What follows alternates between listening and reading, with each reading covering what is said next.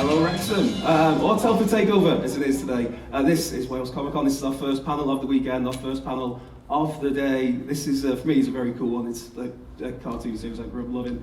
The X-Men, the animated series from 1994. So please give it up for Cal Dodd, Chris Potter and George Bruiser, ladies and gentlemen.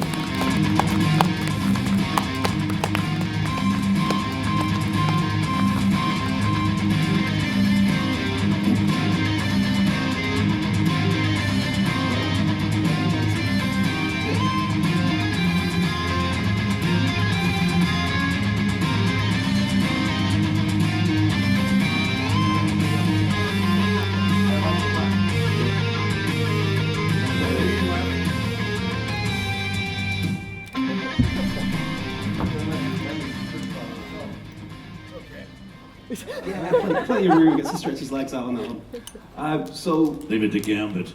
I don't like them anyway. Always pleasing the women.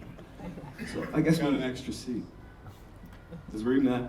Yeah, I guess we'll do a few questions and then go out to you guys if you've got anything you'd like to ask as well.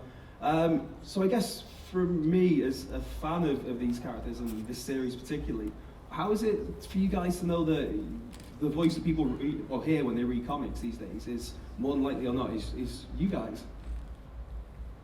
When people read the comics, you mean? Yeah, like you're the voice in their head when they're Exactly. reading. And they all say that. He said, when I read the comics, I hear your voice in my head, which is pretty amazing. From something you did 25 years ago. And 27 now. well, of course, Beast, Mr. Smart Bum. Why don't you go hang upside down somewhere? Those days are gone. Yeah. And they all say that. They say the same thing. I hear your voice in my head when you read the comics, which is pretty special, I think. Yeah, anything to add? Well, I agree, but my wife doesn't even hear my voice. So I don't know about that. As actors on this series, then, this was very much different to a lot of the animated shows around at the time, in that it had season-long stories. How was that, as actors, to get something more substantial to get your teeth stuck into, no pun intended, rather than just one and done stories? Well, that was a decision that was made by the producers, that they wanted to do something completely different, something that really hadn't been done before on TV. And if you know, there was a book that was written about the making of X-Men, which is previously on X-Men, written by the Leewalds. They were the ones who had the inception for this series. And as I said, they wanted to do something completely different. So they did weave these longer stories together. And they were in constant odds with the network that was broadcasting it, because they were still geared toward the very traditional style of animation and cartoons.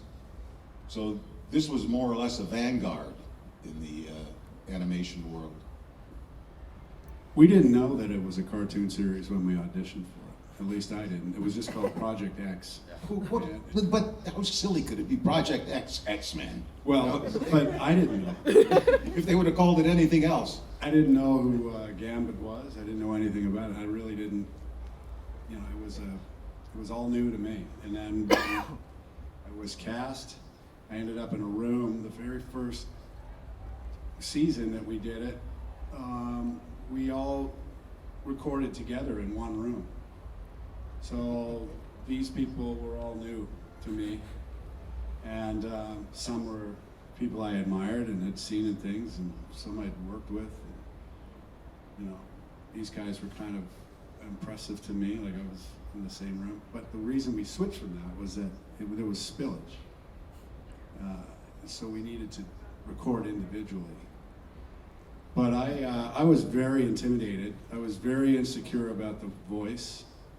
Wasn't sure how I was going to create a Cajun patois, but having French Canadian in Canada and having Southern, Deep South, and mixing the two together, I created this hybrid patois for New Orleans. And I remember performing in the room that day in front of these guys who can all do impersonations, and Cal can, it was so intimidating. And then I did my first line, and Norm Spencer, who played Cyclops, right? Yeah, oh yeah. Looked over at me and said, "You gonna do it like that?" I just drunk. So it was a really cool experience working together because we all came from different. We weren't voice people necessarily. We were actors. And I was on the Kung Fu series at the time with David Carradine.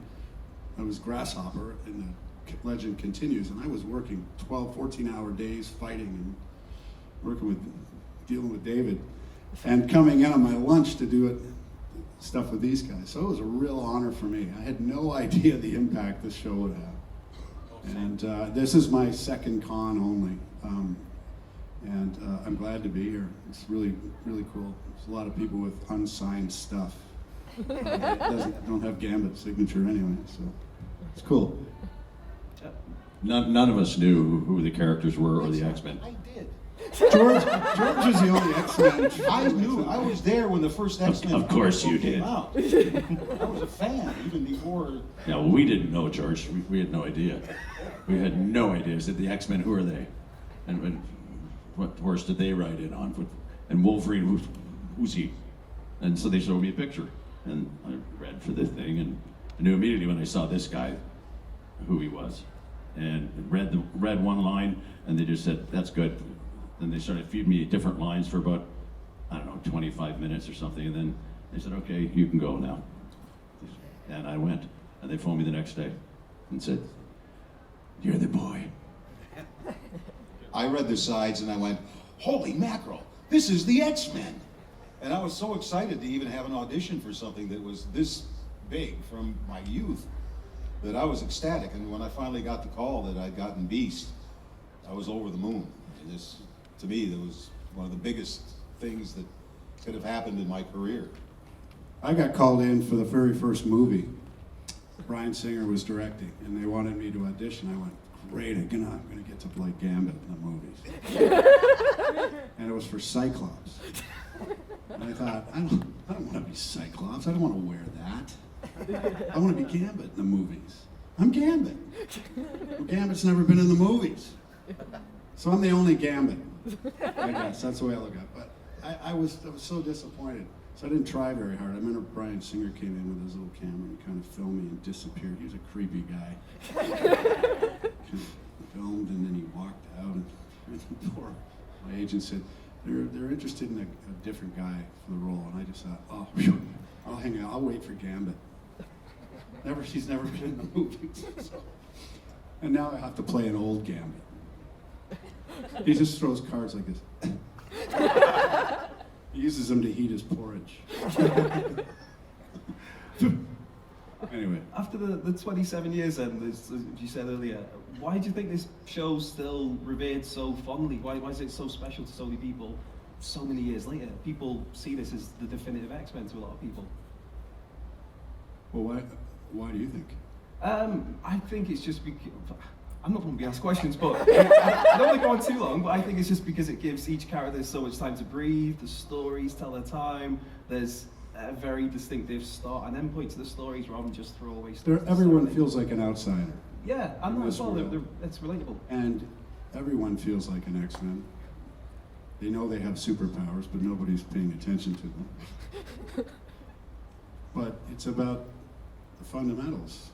And I think it had a universal message, and I don't think that it talked down to youth. I think that it challenged people to think and feel that we're the right, intelligent young people. It played to a multi-generational audience, so I think that's kept it popular, and the themes were universal.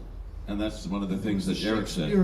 Eric said the themes, the stuff they dealt with, had never been dealt with in a cartoon before. In a cartoon, an animated series they call our show, because it wasn't a cartoon. Bugs Bunny.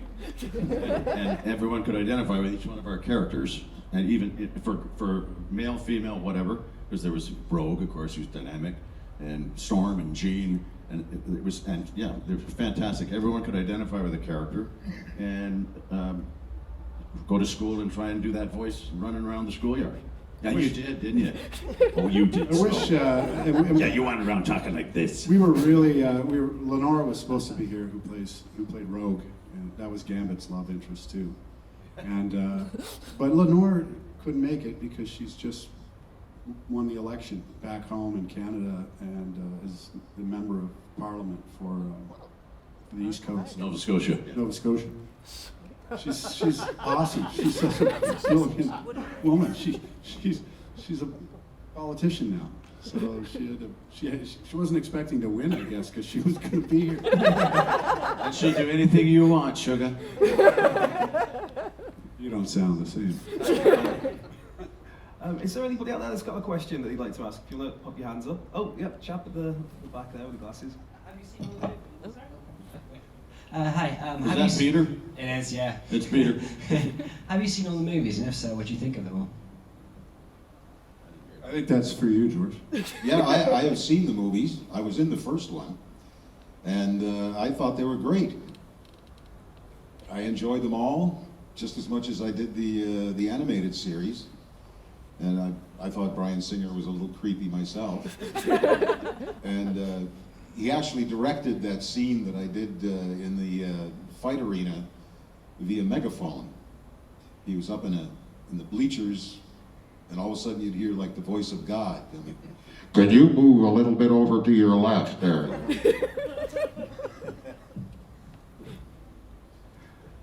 Cal, have you seen the movies and any thoughts on the movies? No, I couldn't. I watched about 10 minutes of the first movie. But back to when Hugh Jackman was in Toronto in 2000, he was at a function that I was there, and was of course there to shoot the movie, and had been studying. So he tells me, very hard listening to. The only reference for Wolverine was my voice. So of course the first movie ever, they wanted him to be so the kids could identify with, try and get this kind of a voice into his thing. He's Australian, so we're introduced to this. He said, "This is Wolverine." He said, and I said, "Nice to meet you, Hugh." And he says, "Great to meet you too, mate." He said, "But I'm sick and tired of listening to your voice." Hugh, thanks, Hugh, very much. And he walked away. I said, "Well, good luck with that, pal." And that's all he said. And we parted. Rogue just walked in, I believe, if I can see through the lights. well, during the audition process for that movie, Bryan Singer actually told me that had it not been for our series, his movie would not be made. So we were a very important part of his future in doing the X-Men movies. Do we have any oh, Scooby-Doo here at the front. Hi guys, thank you for coming. Any favourite storylines of the seasons or few episodes that are together that stood out to you and you thought, I really, really do dig this storyline? Well, my favorite storyline for Gambit was just his falling for Rogue and being unable to communicate that to her. She couldn't touch him, he couldn't touch her, you know. But that was the only storyline I really recall that had some depth. Most of the time, I remember the producers saying, "Okay, you're hit by a laser beam and you're knocked back about 200 meters. Okay, here we go, and action." You got to come up quickly with that. I don't know if anybody's been hit by a laser beam and knocked back 200 meters. I could have used your help. But it was a very creative process, trying to come up with all the sound effects and all of the things that you're going through. As far as your question, it was so long ago. I just remember that storyline for Gambit that I thought had some depth to it at the time. My favorite was Beauty and the Beast, because Beast got to fall in love. Is that all you're going to say about that episode? Okay. I had so many of them though because Wolverine was such an idiot. I mean, he's such a great character, and the show what's his name? It's blank. Germany. Why do I never can I remember this character's name? Nightcrawler. Thank you. You come up here. Nightcrawler. The Nightcrawler episode I love because it showed a different side of Wolverine, and it was very honest. When I grew up, I went to a junior seminary for 3 years in London, Ontario. For 3 years, 2.5, and then I got kicked out. But so obviously Catholic, and this whole episode with Nightcrawler was Wolverine, of course, agnostic or whatever, but he's talking. Nightcrawler was always like, use different eyes, use your. He's like, where's your God now, pal? Because they burnt down the mission and the whole thing. And he said, there's only bricks and mortar. Wolverine, Logan, use different eyes, see what different. And it was a really neat. And then Rogue is in. Rogue and Gambit are out having coffee, per usual, on the street in France or wherever this was, and.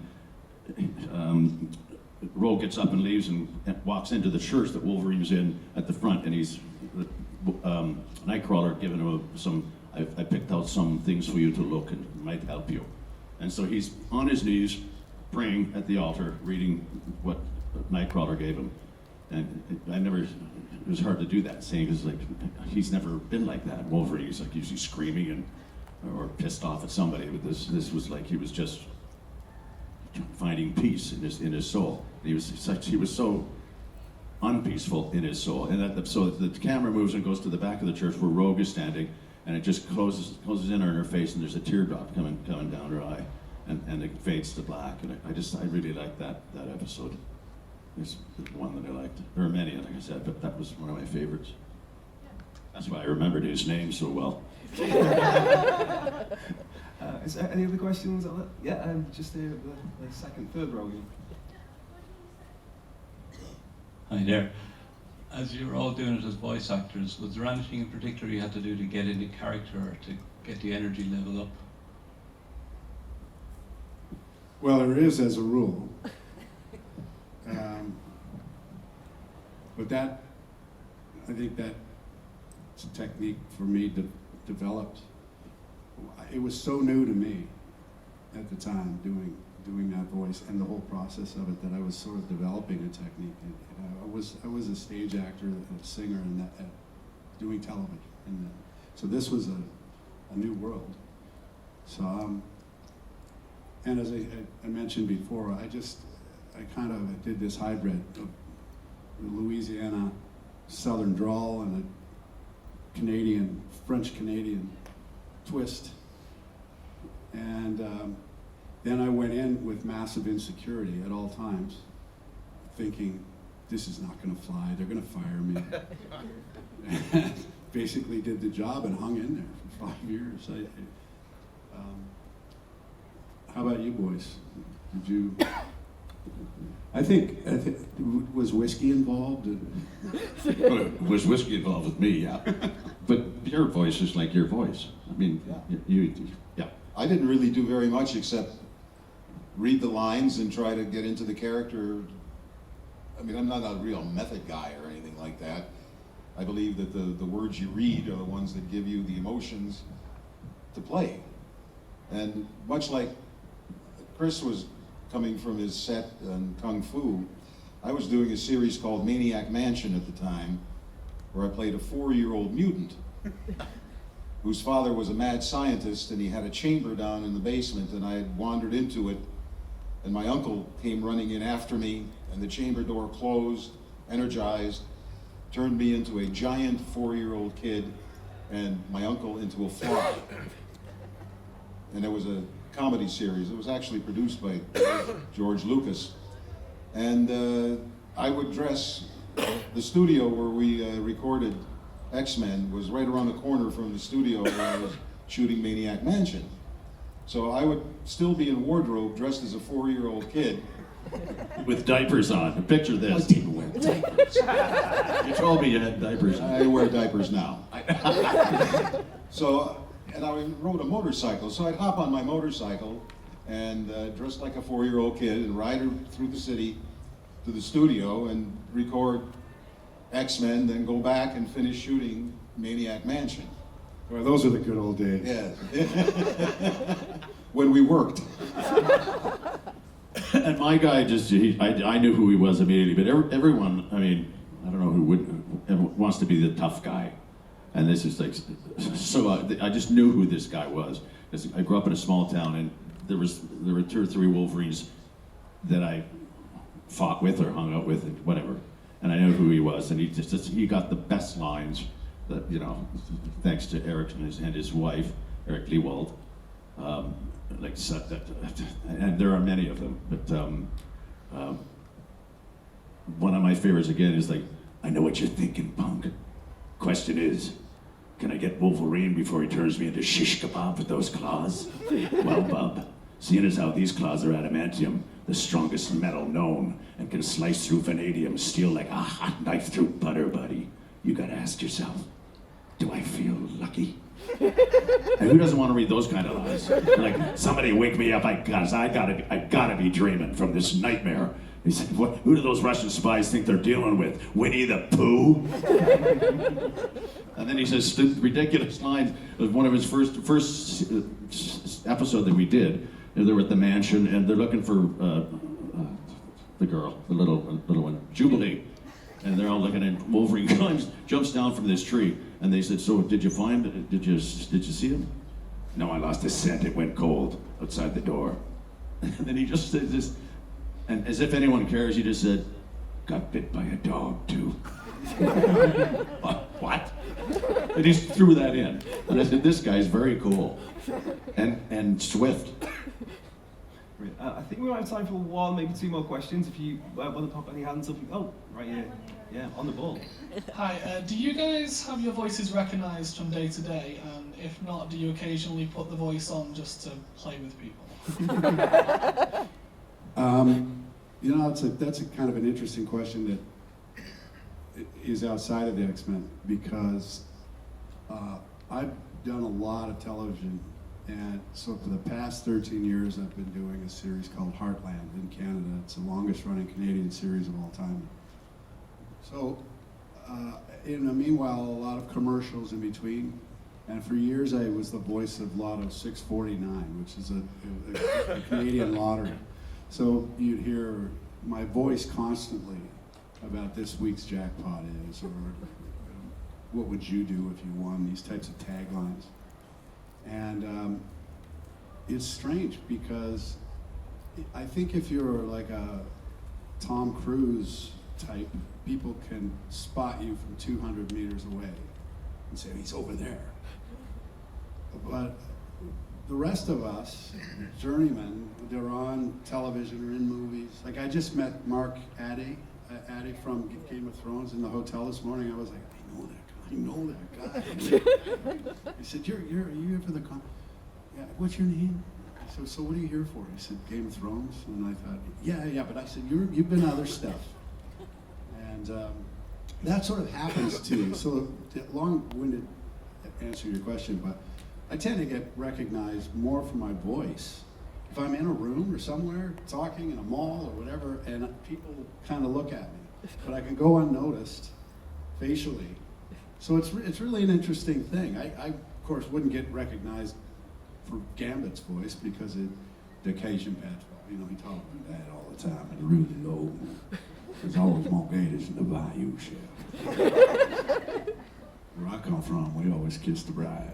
We kiss the bridesmaids too.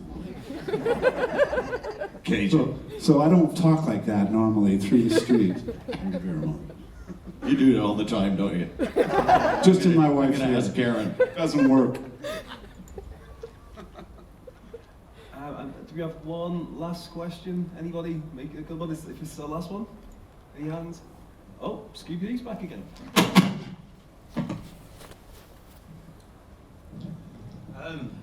The interesting thing about the X-Men is they've got such good villains. Do you have any favourite villains that you came across in the series, and who do you think maybe the best or most kick-ass? Or I hated them all. Magneto, he was played by David Hemlin. And it's just, well, Sabretooth. God rest him. David he's a Brit, right? Yes, he is. Yeah. I think he's retired in France now. He's funny. Yes, he is. Well, Chris is usually with us. Chris Britton. What was his character's name? Mr. Sinister. Oh, yeah. Mr. Sinister, yeah. But we shot him. Did you have a favorite? I like a lot of them, but Mr. Sinister quite a lot. Very complex. There's so many different sides to him. He's not like completely hard ass or whatever, you know what I mean? Yeah. His manipulation of people, all that sort of.